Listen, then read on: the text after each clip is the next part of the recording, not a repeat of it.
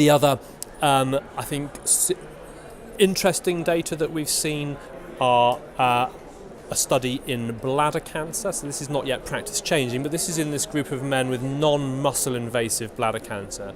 So this is high risk non-muscle invasive bladder cancer, and we know the risk for these men is that they have a high risk of developing muscle invasive and therefore metastatic and therefore lethal disease. Moreover, this is in men who had failed one of the standard therapies there, which was BCG therapy.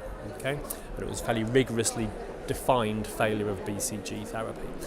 So this is patients, men and women of course, who where the standard therapy would now be cystectomy, and where we know a lot of these patients are not suitable or would not wish to have cystectomy.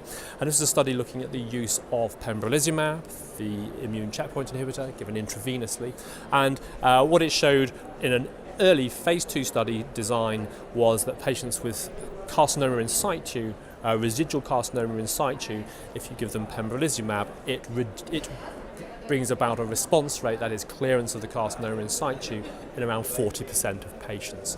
Now, this in itself isn't practice changing, but it does show for the first time a clear evidence of efficacy in non-muscle invasive bladder cancer, and this justifies the ongoing recruitment into phase 3 trials, of which there are a number, exploring the use of these new immune checkpoint inhibitors in this earlier stage of the disease.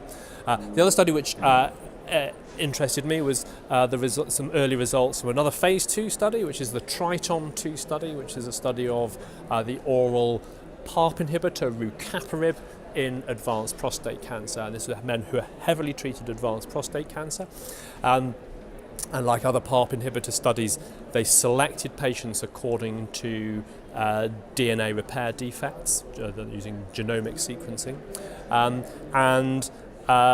It raises a lot of questions, this study, but what it did show was that there was a radiographic response rate, this is in patients with measurable disease, of 40% in patients with BRCA mutations. I think this is the most robust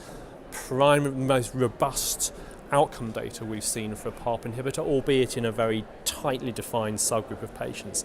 They did include other patients with other mutations, and without going into it in detail, it raises some interesting questions about patients, particularly with ATM mutations, and what the role of PARP inhibitors is, or this PARP inhibitor in particular might be there.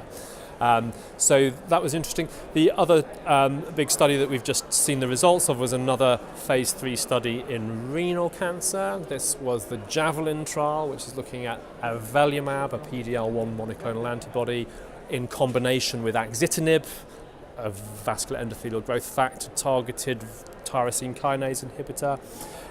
So a combination of those two drugs compared with the standard of care sunitinib.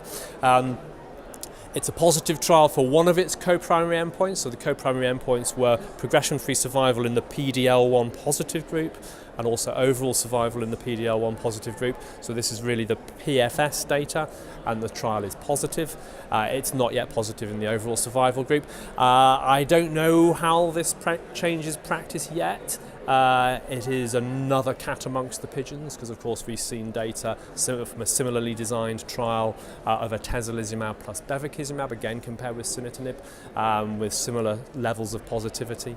And of course we've also seen the data for nivolumab plus ipilimumab compared with sunitinib. And so I think this is exciting because it means that we are going to be able to offer better first-line therapies. Exactly which therapy we will use, I think we still need to see more maturity on these trials, and to understand a bit more detail about which one will suit which patients best. But again, potentially might introduce an element of choice for patients with different therapies.